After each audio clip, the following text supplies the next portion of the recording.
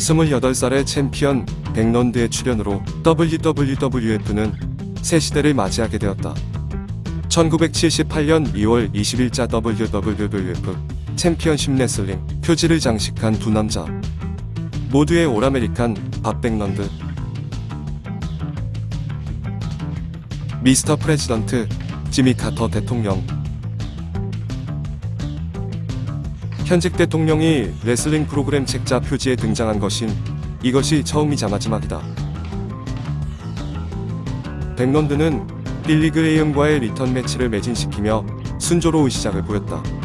그는 아직 관객들에게 낯선 챔피언이었지만 도전자들은 오히려 익숙한 얼굴들이었다. 스파이스 에리온, 조지 비애니멀 스킬, 이반 콜로프, 어니에드 등 상마키노를 괴롭히던 악역들이었다. 익숙한 악역들과의 대결로 챔피언으로서의 안정적인 출발을 꾀했다. 다른 선역들이 언더카드에 서면서 백런드의 위상을 높여주었다. 이후 피터 마이비아, 그렉 발렌타인 등 새로운 도전자들이 등장했다. 그리고 백런드가 챔피언이 된 지 2년째인 1979년 4월 단체의 명칭이 WWF가 되었다. 이를 주도적으로 이끈 것은 빈스 주니어, 현재의 빈스 맥맨이다.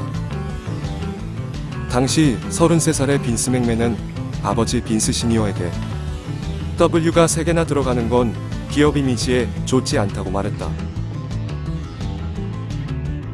WWWF는 있는 법이 여러 가지였다. 일본에서는 3WF라고도 읽었다.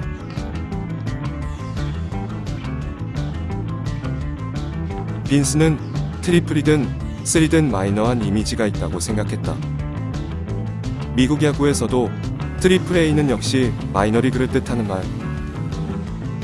그리고 마침내 자신의 이름에서 주니어를 뺀 빈스 맥맨은 점차 강한 영향력을 행사하기 시작한다. 1970년대가 저물고 빈스 맥맨의 1980년대가 천천히 다가오고 있었다. 1970년대 말부터 1980년대 전반까지 WWF와 신일본은 1월 관계였다. 백런드가 처음 신일본에 등장한 것은 챔피언이 된 지 약 4개월 후인 1978년 6월이다. 밥 백런드가 가지고 있던 WWF 챔피언 벨트와 안토니오 오이노키가 가지고 있던 NWF 벨트를 놓고 더블 타이틀 매치가 열렸다. 3판 승부로 펼쳐진 이 경기는 이노키가 카운트 아웃으로 1승, 이후 시간 초과로 경기가 끝났다. 점수로는 1대0 이노키의 승리였지만 타이틀 변동 없이 각자 방어에 성공한 것으로 판정되었다. 이후에도 2번 더 더블 타이틀 매치를 치렀는데 그때도 2승을 거둔 선수가 나오지 않아 결국 모두 무승부로 끝이 났다. 그로부터 1년 뒤 사건이 벌어진다. 이노키가 백런드와의 4번째 시합에서 백런드를 꺾고 일본인으로서는 처음으로 WWF 챔피언 벨트를 차지한 것이다. 6일 뒤 리턴 매치에서는 타이거 제트 신이 난입하여 이노키를 공격.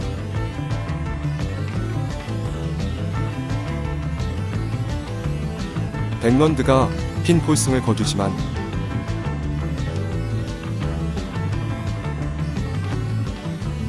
신일본 측은 제트신이 난입했다며 무효 시합으로 판정을 내렸다. 규칙상 이노키가 방어에 성공한 것이지만 오히려 이노키가 받아들이지 않고 벨트를 반납해버린다. 다시 그로부터 11일 후 이노키와 후지나미 타츠미, 초슈리키, 사카구치 등은 12월 뉴욕 매디슨 스퀘어 가든 흥행에 참가하여 각자 벨트를 지켜낸다.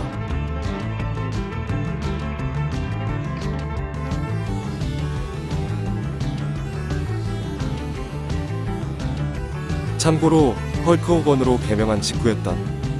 호건도 이날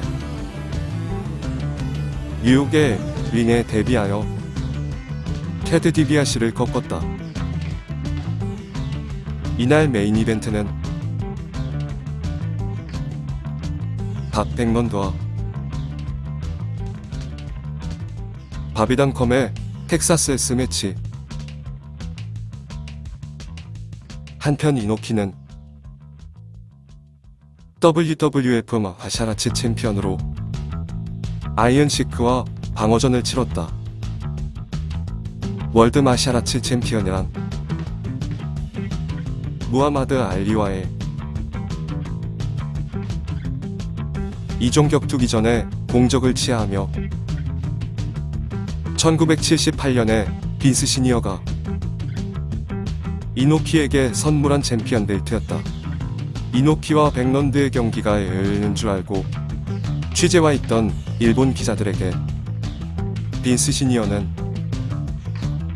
이노키는 마샤라츠 챔피언십을 치를 것이다 라고만 대답했다. 이날 백런드는 벨트를 허리에 두르지 않고 맨몸으로 등장했다. 신마이사시 당시 WWF 회장이 벨트를 들고 링 중앙에 서 있었다. 리 아나운서 하워드 핑클은 이 시합을 챔피언십이 아닌 텍사스 S 매치라고만 소개했다. 시합은 백런드의 승리로 끝이 났고 백런드는 그제서야 챔피언 벨트를 허리에 감았다. 빈스 시니어는 교묘하게 백런드가 벨트를 잃었다가 다시 찾아왔다는 사실을 뉴욕 관객들이 눈치채지 못하게 했다.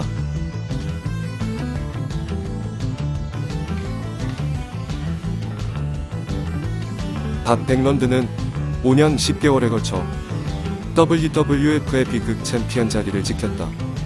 이 시기는 미국 레슬링 씬에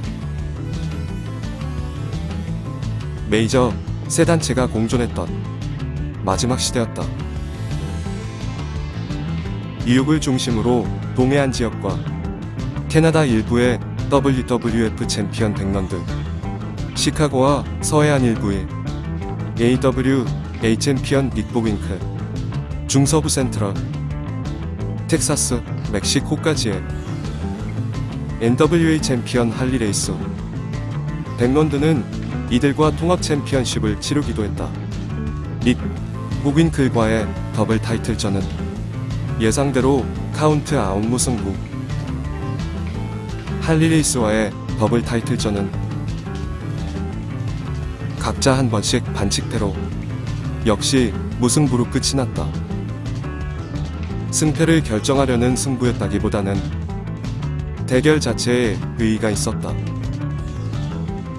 이 시기 미국의 일반 가정에 비디오 플레이어와 케이블 TV가 보급되기 시작한다.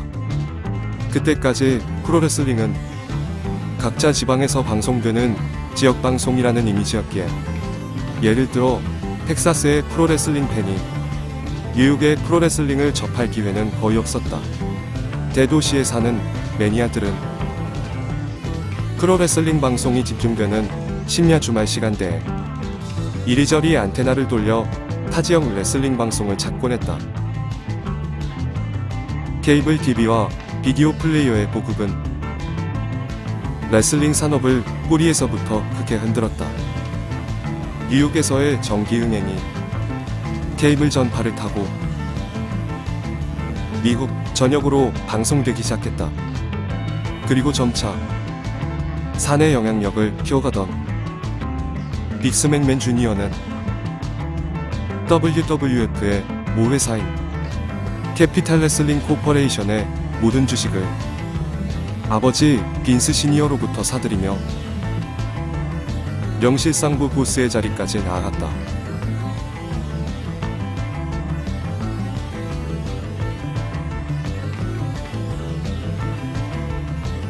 (1982년 6월) 빈스는 아버지 빈스 시니어로부터 캐피탈 레슬링 코퍼레이션을 사들인다. 캐피탈 레슬링 코퍼레이션은 1950년 설립한 회사로 WWF의 모회사에 해당하는 법인이었으며 WWF는 어디까지나 레슬링 단체로서의 간판이었다. 당시 빈스의 나이 36이었다. 빈스 맥맨이 쓴 돈은 $50만 달러라는 얘기도 100만 달러였다는 얘기도 있는데 당시 빈스 맥맨에게 그만한 돈이 있었는지는 알 수 없다.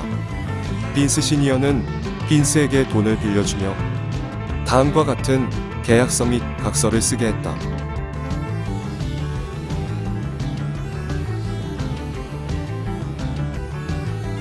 빈스 시니어는 아들 빈스 맥맨에게 뉴욕 비즈니스맨의 본보기를 보여줄 셈이었다. 그로부터 2년 후 빈스 시니어는 세상을 뜬다. 빈스 시니어에서 빈스 맥맨으로의 세대 교체는 어째선지 1983년 12월까지 비밀에 붙여졌다. WWF가 본인 손에 들어오자 빈스는 사무실을 이전하고 사명을 타이탄 스포츠로 바꾸었다. 참고로 이 시기에 백런드는 지미 스누카와 대립을 가졌다. 스누카가 케이지 꼭대기에서 슈퍼플라이로 떨어지는 장면은 뉴요커들에게 엄청난 충격을 주었다. 악역인 스누카에게 오히려 환호가, 선역이자 챔피언인 백런드에게 야유가 쏟아졌다. 백런드에 대한 역반응이 나오기 시작한 것이다. 8월엔 빌리 그레이엄이 3년 만에 복귀, 외모와 캐릭터를 바꾸며 화제가 되었다. 빈스는 하나씩 자신의 계획을 실행하기 시작했다. 그 중에는 빈스 시니어는 꿈에도 생각지 않았다. 서해안 지역 진출이라는 계획도 있었다. 흥행 지역 침략. 빈스 시니어는 물론이고 같은 세대 프로모터들에게 있어서 절대로 해서는 안 될 행위였다. 빈스는 우선 이 오래된 상식을 깨부수기로 했다.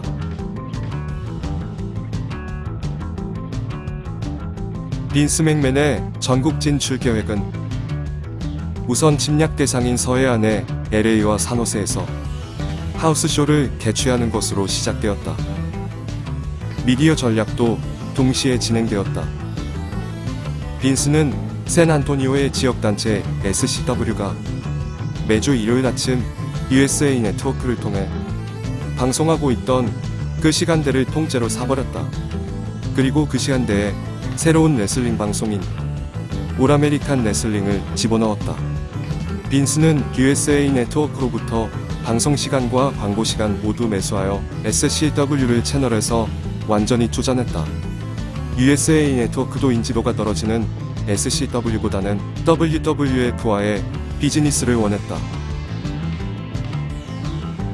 빈스가 직접 진행을 맡은 올 아메리칸 레슬링은 미국 각 메이저 단체의 시합 영상을 모아서 한 번에 보여주는 옴니버스 형식이었다. 빈스의 검은 속내를 알아차리지 못한 다른 메이저 단체들은 자기 단체 홍보를 위해 무상으로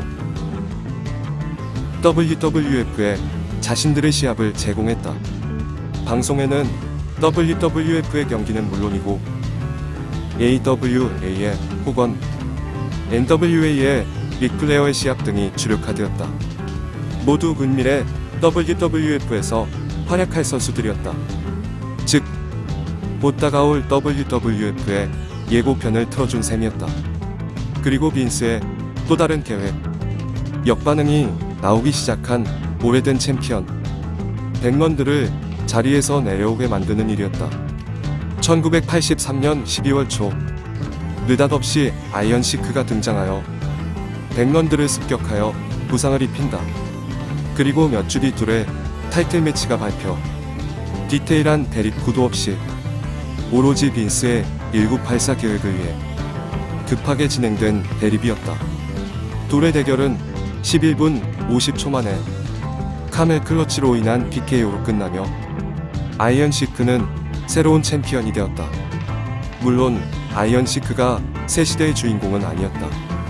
그저 다음을 위한 중간 날이었을 뿐. 통산 5년 10개월간 뉴욕의 주연이었던 맥런드의 시대는 그렇게 허무하게 끝이 났다.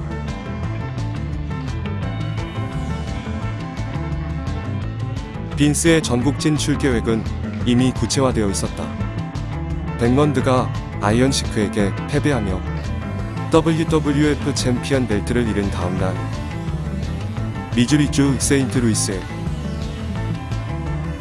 체이스 파크 플라자 호텔 안상설 스튜디오, 그곳에서는 언제나처럼 프로레슬링 방송 녹화 준비를 하고 있었다. 이 스튜디오에서는 그때까지 30년 이상 NWA의 레슬링 했던 체이스를 녹화해온 곳이었다. 평소와 달랐던 점이라면 설치된 링이 NWA의 링이 아니라 WWF의 링이었다는 점이었다. 사실 NWA의 성지인 세인트루이스에서는 1년 전 커다란 변화를 맞이하고 있었다. NWA 창설 멤버이자 거물 프로모터였던 샘 맥크닉이 은퇴를 선언. 할리 레이스와 밥 갈게, 팻 오코너, 번 가니에 이렇게 4명이 공동 출자 형식으로 샘 맥크닉으로부터 NWA 세인트루이스 흥행권을 사들였다. 사실 샘 맥크닉의 은퇴는 거대 카르텔 NWA의 종말을 의미하고 있었다. 새로운 흥행주 사인의 손발은 맞지 않았고 조직의 분열을 가속시켰다. 빈스는 SCW를 짓눌렀던 방식 그대로 세인트루이스 지역방송국 KPLR로부터 레슬링 앳더 체이스 방송을 통째로 사버렸다. 계약 조건은 다음과 같았다. 미주리주와 그 주변에 살고 있던 레슬링 팬들은 언제나처럼 같은 시간 같은 채널을 틀었는데 NWA가 아닌 WWF가 나오는 모습을 보게 된다. TV 방송을 선전용 도구로만 생각했던 AWA와 NWA에게 있어서 방영 시간을 통째로 사버린다는 빈스의 발상은 도무지 이해되지 않는 일이었다. WWF가 세인트루이스를 침공한 날, 빈스와 함께 체이스 호텔의 모습을 드러낸 것은 헐크 호건, 로디 파이퍼, 데이비드 슐츠, 민진 오클랜드, 모두 WWF의 새로운 얼굴들이었다. 호건이 WWF와의 계약서에 사인을 한 것은 지구 반대편 도쿄의 게이오 프라자 호텔. 빈스는 신일본 프로레슬링에 참가 중이던 호건을 쫓아 도쿄까지 날아갔다. 1980년 내전반 호건은 신일본과 AWA를 주전장으로 삼고 있었다. 경력 5년의 젊은 호건은 안토니오 이노키로부터 선역의 진수를 보고 배웠다. 호건은 도쿄에서 AWA로 메시지를 남겼다. AWA로 돌아가지 않겠습니다. 그러나 번 가니에로부터 답신은 없었다. 애초에 호건과 AWA 사이에 계약서도 없었다. 가니에는 호건이 안 올 것을 알면서도 연말 크리스마스 쇼에 호건이 출전한다고 공고했다. 호건은 크리스마스 에이트로 세인트루이스에 도착. 역시 같이 WWF로 넘어온 민진 오클랜드가 카메라를 향해 이렇게 외쳤다.